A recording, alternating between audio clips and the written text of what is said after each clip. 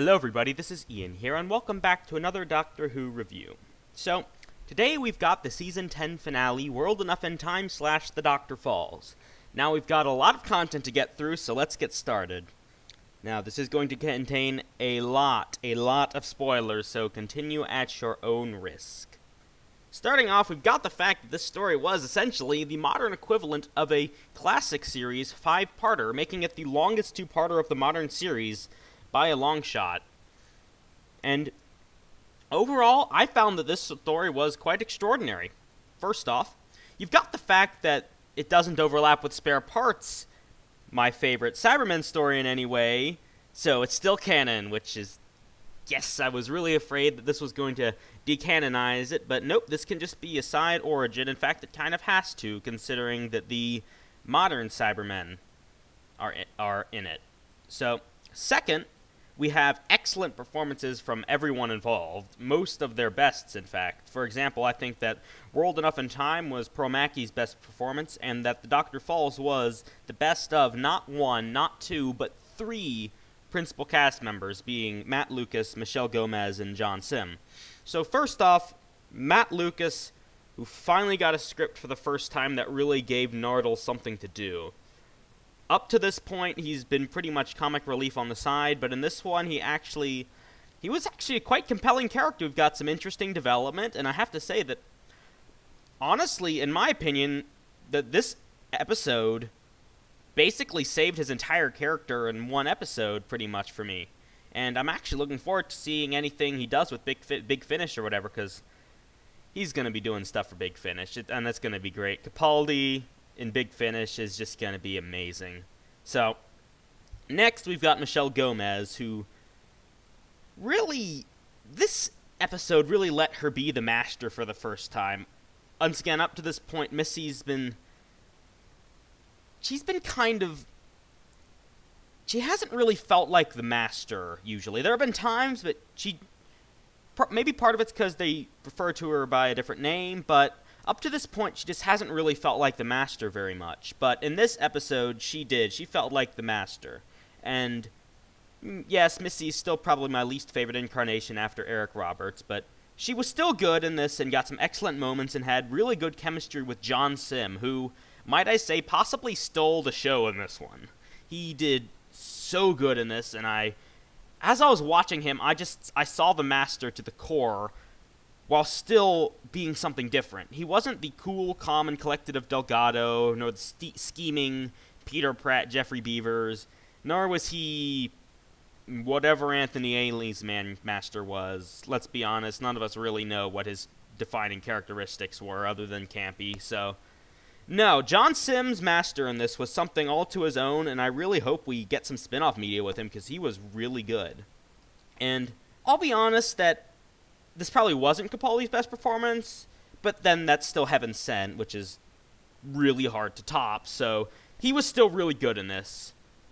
So with Capaldi, that about wraps up the characters. I mean, there are some side characters, but none of them really got enough time to really be anything. I liked that the Master's Russian desperado disguise in Part 1. I was actually fairly surprised that was the Master, just because we didn't get a reason until Part 2 why he was disguised, so I wasn't expecting him to be disguised, although honestly it's the Master, so why was I surprised? But I think that the best thing to do with the rest of this review now would be to break it down into segments. First off, we've got World Enough in Time.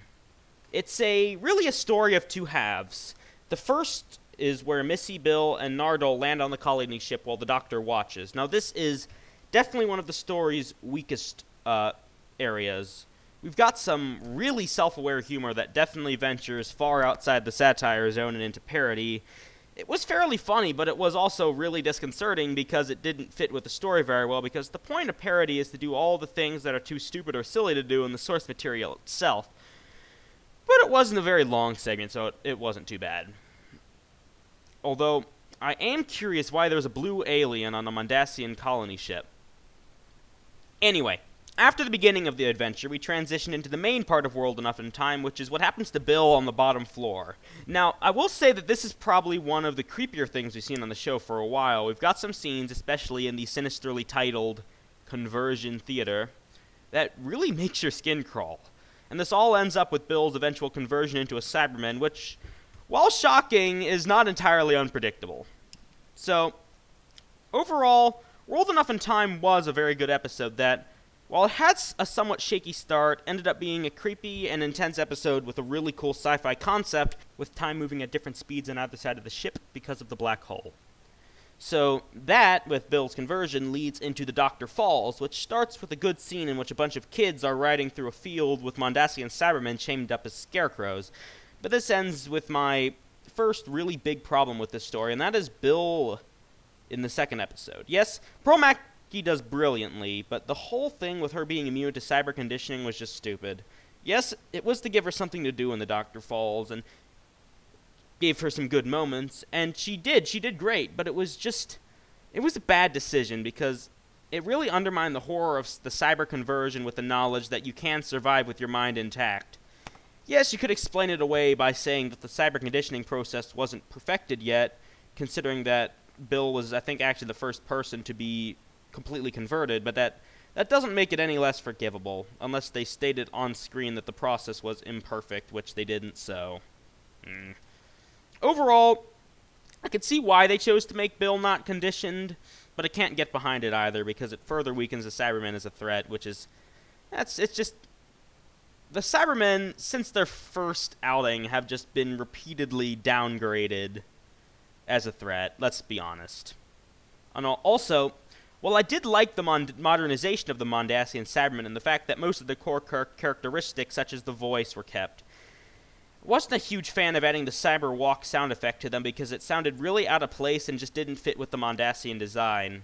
Also not a fan of the electric arms or the big head cannon for similar reasons. Mondasian Cybermen just shouldn't have any special abilities or whatever. Especially if you have the modern Cybermen in the same story, which can actually do that. There was no reason. Same goes with them flying.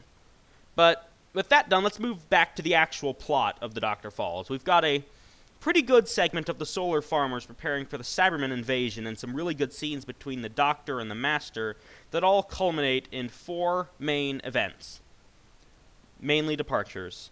So, I'll start with Nardole because he's the easiest. I liked his departure. It wasn't anything that special, but it put him in an interesting situation that has a lot of potential for further stories. It was nice to have a companion that departed without being forcibly separated like Rose or Donna, but also didn't just walk away like Martha. Nardole departed because there was a duty that he needed to do, and he knew that he was the only one who could do it. It was very similar to Steven's departure in The Savages in that respect. Second, we've got the 2 Masters' departures. Now, this was a good scene overall and had some great moments for both Masters, including the deaths of both.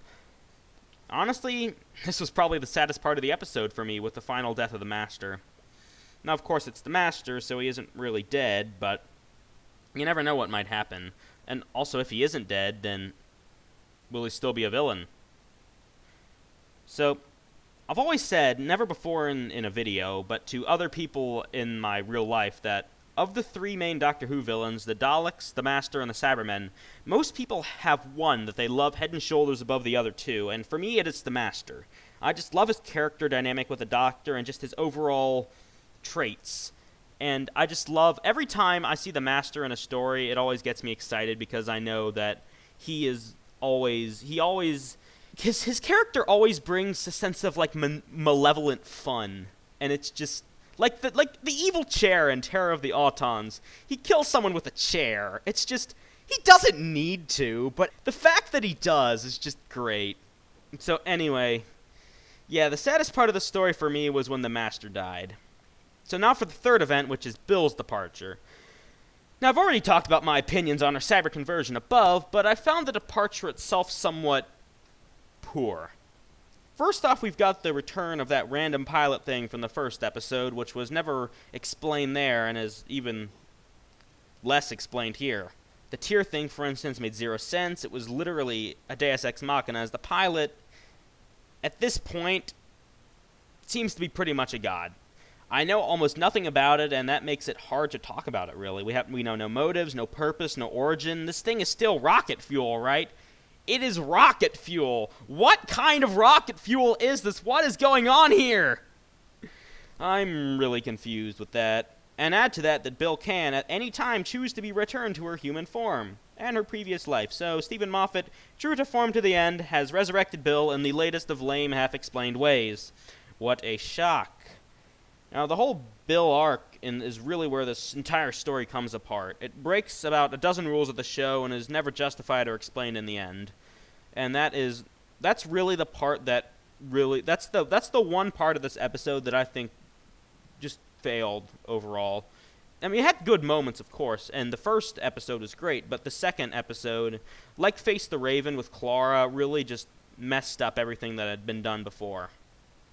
Now, finally here, we have the Doctor's story. Now, I don't really know what to say about it. We've got a load of great moments in the woods where the Doctor sacrifices himself to destroy a load of Cybermen, and that was great. But then we've got this weird part at the very end where the Doctor, quite out of nowhere, decides that he doesn't want to regenerate, and there is no reason for this whatsoever. The 12th Doctor has, at no point prior to this, ever expressed any desire not to regenerate.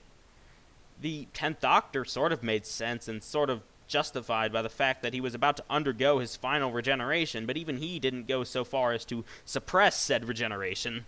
The 12th Doctor has no excuse. There was even a really forced callback to the 10th Doctor's I don't want to go line in this episode. So, yes, this is probably going to be the main conflict of the Christmas special, the Doctor not wanting to regenerate, but more on that later. So I can understand why Stephen Moffat did it, but I can't understand why the Doctor did it. And in writing, that is the more important part. We need to know why the character does something. Even a bit of pre-regeneration not wantingness, like the 10th Doctor and Wolf in the Diner, would have let us use our suspension of disbelief, but literally at no point prior to the regeneration had the Doctor expressed any desire to not want to regenerate. So, at what should have been the most emotional part of the episode, instead of being more enthralled, I was thrown out of the moment, and the entire time I was just wondering why. That said, though, the ending was just shocking. Just, wow. I had absolutely no idea that was coming. I remember hearing a voice off screen and going, oh, what Christmas-related character haven't we done yet? Is it Jack Frost? I bet it's Jack Frost.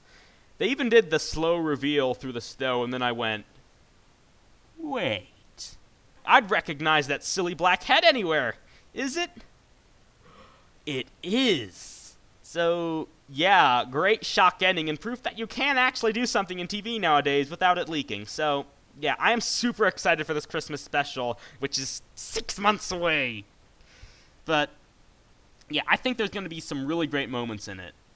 And World Enough in Time / The Doctor Falls was a really good two-parter, great story, and I'd say probably the best story of the season, making it unique among the modern series finales in that respect, if you count Hellbent alone as the Series 9 finale.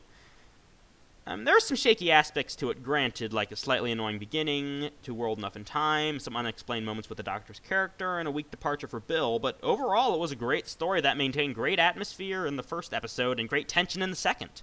The plot was great, the acting was great, the episode was great. So the rating, first, compared to other Doctor Who episodes, I'd give World Enough in Time / The Doctor Falls a 9.5 out of 10 compared to other Doctor Who episodes, making it the highest of Season 10, and a 10 out of 10 on enjoyability. So, yeah, World Enough in Time / The Doctor Falls was a success. And I will see you next time for when I finally get around to reviewing the Monk 3-parter. I will see you then.